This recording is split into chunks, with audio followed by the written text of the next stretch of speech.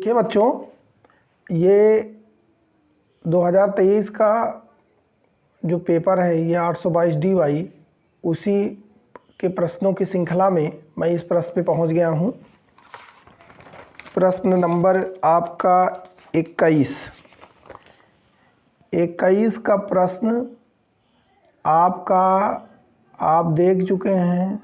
का हो चुका है, खा हो चुका है, गा हो चुका है और अब मैं आपके पास इस प्रश्न में आ गया हूँ घा में। घा प्रश्न देखिए क्या कह रहा है, ध्यान दीजिएगा।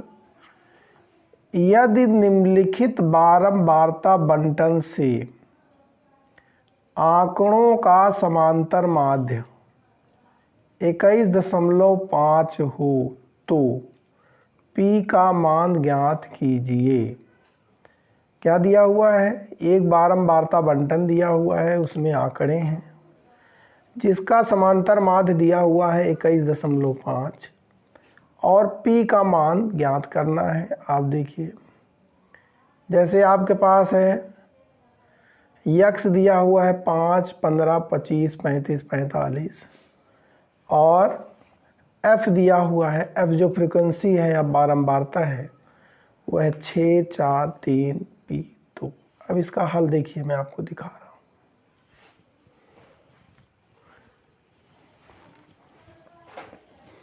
हूँ। देखिए बच्चों,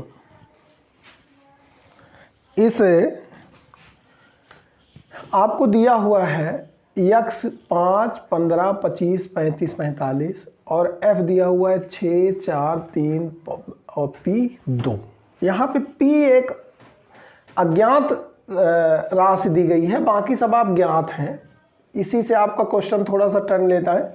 बहुत इंपॉर्टेंट क्वेश्चन है, इसमें कई बार आपके बहुविकल्पीय में प्रश्न बने हुए हैं और इस पे प्रायः हर साल आपके बोर्ड में क्वेश्चन बनते हैं, इसलिए बहुत इंपॉर्टेंट है ये।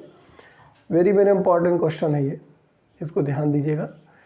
और दिया हुआ है समानांतर माध्य, अर्थात इस जो आंकड़े का समांतर माध्य दिया हुआ 21.5, P का मान आपको ज्ञात करना है। तो अब देखिए, इसके लिए हमने एक टेबल बनाया। यहाँ पे देखिए आप, x जो यही दिया है, ये ऐसे दिया हुआ है, इसको हमने वर्टिकल ले लिया, जो है 5, 15, 25, 35, 45, अर्थात इस चीज़ को हमने ऐसे लिख लिया और इसको हमने लिख लिया 6, 4, 3, 5, 2। अब ये समानांतर माध्य अर्थात केंद्रीय प्रवृत्ति की माप जो आपका चैप्टर है उसमें दिया गया है ये। तो उसमें आपको समानांतर माध्य का जो है मैं बता चुका हूँ आपको।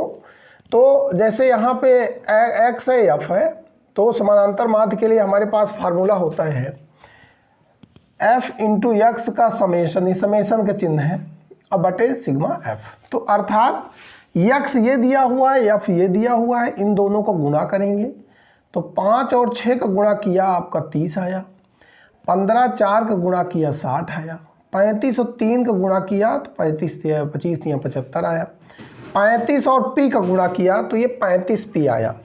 अर्थात P अज्ञात राशि है, आपको जानना पड़ेगा कि जैसे मैं 5 और x का गुणा करता हूँ तो ये 5x आ जाता है, या 5 गुणित x भी लिख सकते हैं। उसी प्रकार फिर यहाँ 45 गुणित 2 है, ये 45 गुणित 90 आ गए। अब मुझे अकॉर्डिंग टू जो आपको फार्मूला है, ये जो चिन्ह है, ये समेशन, ये जो समेशन चिन्ह है ये योग को प्रदर्शित कर रहा है। किसको प्रदर्शित कर रहा है? योग या जोड़, ये इसका चिन्ह है।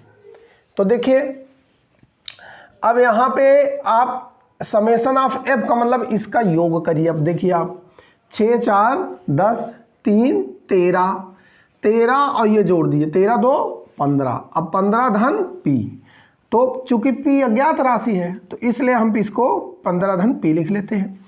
उसी प्रकार इसको जोड़ते हैं 30, 60, 90 और 90, 90, 180 और 75, ये हुआ 255 और ये 35P। तो ये आपका समेशन ऑफ सिग्मा fx आपका आ गया 255 धन 35P। अब हमने इस सूत्र में इसको रखने का प्रयास किया कि समांतर माध्य बराबर summation of fx upon f, अर्थात इसका योग बटे इसका योग।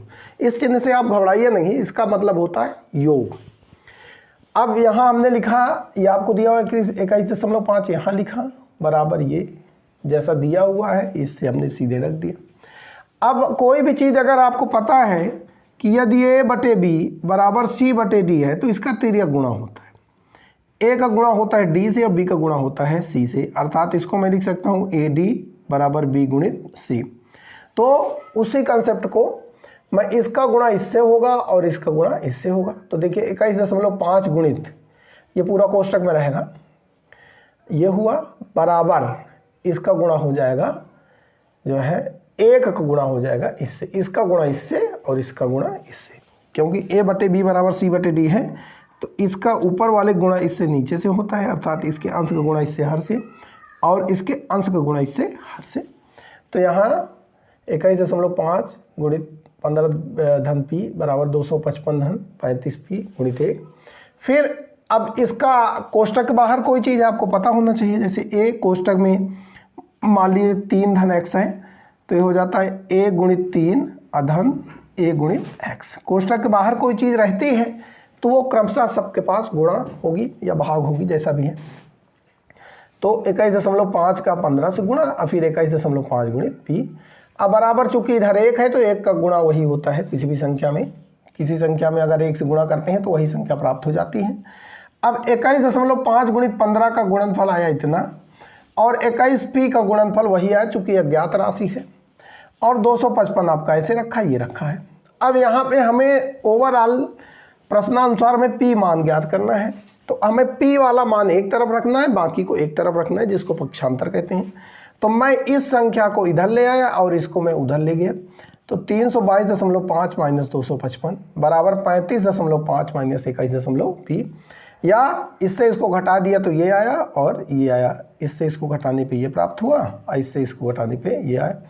अब ये आपका इसके साथ गुणा है तो हमने इसको ये लिख दें, जैसे आपके पास अगर x बराबर y है तो आप उसको y बराबर x लिख सकते हैं, कोई दिक्कत नहीं है। उसी कंसेप्ट पे 13.5 p बराबर 67.5, तो p का मान आ गया 67.5 p बटे 13.5।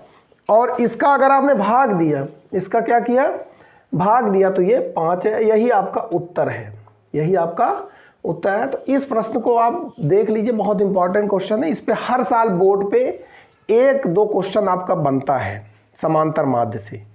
ठीक है, धन्यवाद।